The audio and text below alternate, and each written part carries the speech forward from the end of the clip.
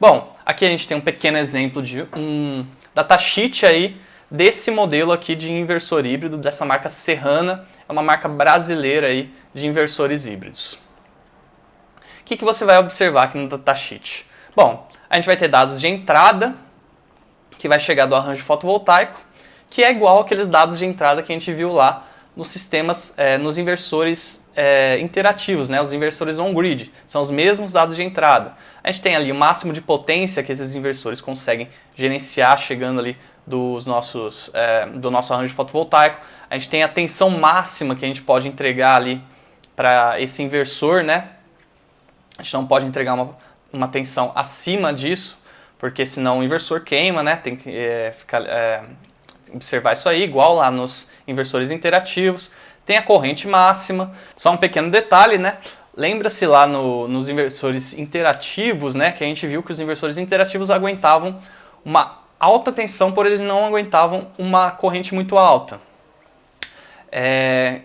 Já aqui nos inversores híbridos, eles não aguentam uma tensão tão alta igual lá nos inversores interativos, né? Vocês podem observar que esse modelo aqui, que é de 2.400 watts, ele aguenta uma tensão de até no máximo 150 volts. Porém, ele já aguenta uma corrente maior, né? Uma corrente de 65 amperes. O que isso daí está sugerindo para a gente? A gente vai fazer ligação em paralelo de painéis nesse caso. A gente vai usar tanto o série quanto o paralelo. Lá nos sistemas on-grid, igual eu falei, né? O série é quase dominante. Poucos modelos de inversores requerem que a gente faça paralelo ali para a gente aproveitar 100% da potência deles. Mas aqui nos inversores híbridos, a gente já vai ter que fazer ligações em paralelo, igual a gente viu lá nos sistemas off-grid, né? A gente faz ligação em paralelo entre painéis também. Então, para a gente aproveitar o máximo da potência desses inversores, a gente vai fazer ligações em paralelo nos módulos fotovoltaicos. Bom, esses dados aqui de entrada do painel são iguais aos dados de entrada que a gente viu lá dos inversores on-grid, né, dos inversores interativos. A gente tem também aqui esse segundo dado, configuração de baterias, né? Isso daqui são os dados que estão falando aí em relação à função de controlador de carga desse inversor híbrido. Então ele fala aqui o número mínimo de baterias que tem que estar ligado neles, né? Tipo de bateria estacionária que a gente já está acostumado. Tensão nominal 24 e 48 volts, né? Ou seja, se a gente estiver falando de baterias de 12 volts, para a gente, nessa configuração aqui de 24 volts, a gente tem que colocar pelo menos duas dessas baterias aí em série no nosso banco de baterias. Nesse outro aqui a gente tem que colocar pelo menos 4, né? É toda aquela questão que a gente já viu lá nos sistemas off-grid, que é a mesma coisa. Aquelas tensões padrões, né? 24, 48, 12 volts. Aquilo que a gente já está acostumado. Enfim, isso daqui é o que fala sobre a função dele de controlador de carga. A gente tem aqui os dados de entrada C. Lembra o que é entrada C, né? Igual eu falei, entrada C a gente traduz aí em saída on-grid, né? Então aqui, os dados de entrada C, que são os de saída on-grid, a gente tem a potência do inversor, né? Por algum motivo aqui ele colocou a unidade de potência como volt-ampere, mas que nesse caso é a mesma coisa que watts, porque o fator de potência dos inversores é unitário. Enfim, vocês nem precisam saber isso. Ele resolveu colocar em volt-ampere aqui, mas a gente pode falar em watts no caso, não tem problema nenhum. Então, esse primeiro inversor é de 1000 watts, esse outro é de 2400 watts, tudo aquilo que a gente já está acostumado, né? É o que ele entrega aí para as cargas. Tensão, né? Ele está falando que esse inversor pode funcionar em 110 ou 220, no caso, conforme solicitação, provavelmente eles vão entregar o inversor configurado de fábrica para a tensão que a gente quiser. Configuração monofásico ou bifásico, ou seja, a gente pode ligar a saída on-grid, né, desse inversor entre fase neutro ou fase-fase, dependendo do que a gente for utilizar. Opa! Enfim, frequência aqui, o que mais tem de importante? Então, essas são basicamente as informações mais importantes aqui em relação à saída on-grid, né? Fala aqui que a forma de onda é senoidal pura, né? Que é o que tem que ser no caso dos sistemas híbridos. Enfim, ele dá os dados aqui de saída on-grid. Ele também dá os dados de saída off-grid. No caso aqui, fator de potência, não importa muito, tensão, ele fala aqui que também é 110 ou 220, conforme entrada, ou seja, a tensão de saída off-grid dele vai ser sempre igual à tensão de saída on-grid, né? É o que ele está falando aqui. No caso, configuração monofásico, igual eu falei para vocês, né? A saída dos inversores híbridos, a saída off-grid dos inversores híbridos é sempre monofásica. A gente só vai ligar sempre entre fase e neutro, diferente lá dos inversores on-grid, né? Que a gente viu que a gente podia ligar fase-fase ou fase neutro, dependendo ali da configuração do inversor e da tensão de rede. Nesse caso aqui sempre tem que ser monofásico, a gente sempre vai energizar uma única fase quando a gente estiver trabalhando com sistema off-grid. Da frequência aqui, que fala que a forma de onda é senoidal, por enfim, tudo aquilo que a gente já viu também lá na parte de sistemas off-grid, tá, pessoal? Então é basicamente isso. Esse é um datasheet aí de um inversor híbrido. Eu vou colocar alguns modelos aqui para vocês fazerem download.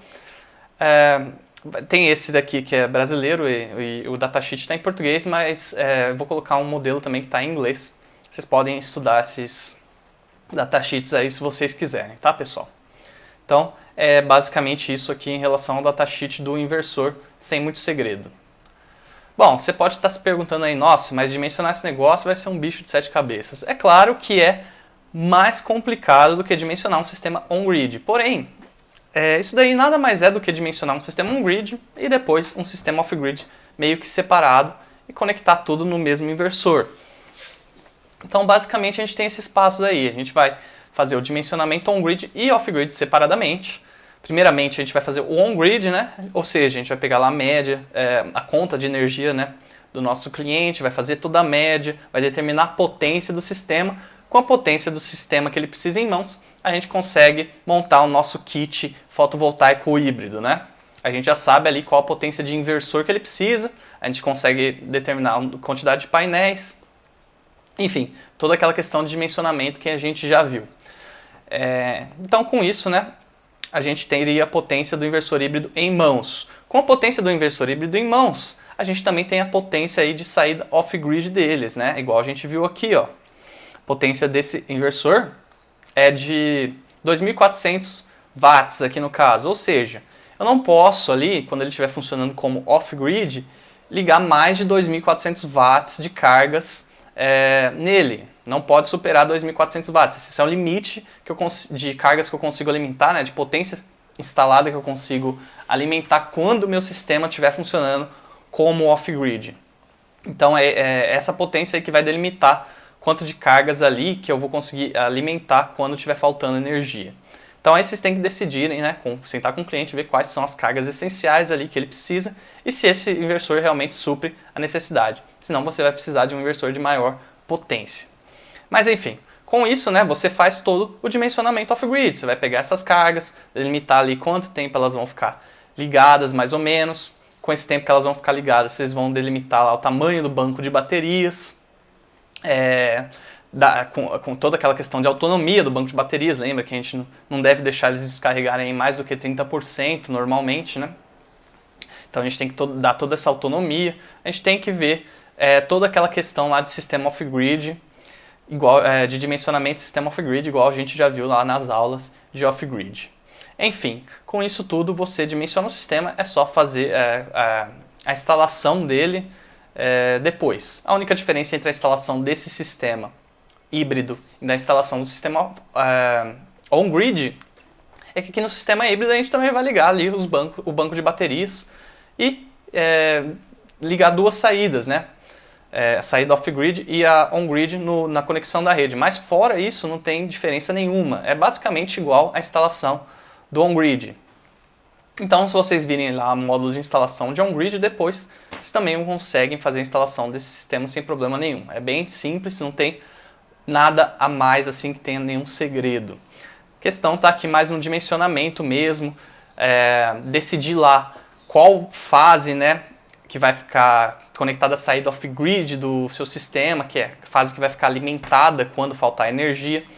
As cargas essenciais que tem que ficar ligadas, quando faltar energia tem que estar ligadas nessa fase. Enfim, Isso tudo é essa questão aí que é a maior questão do sistema híbrido. Fora isso, sem segredo, tá, pessoal?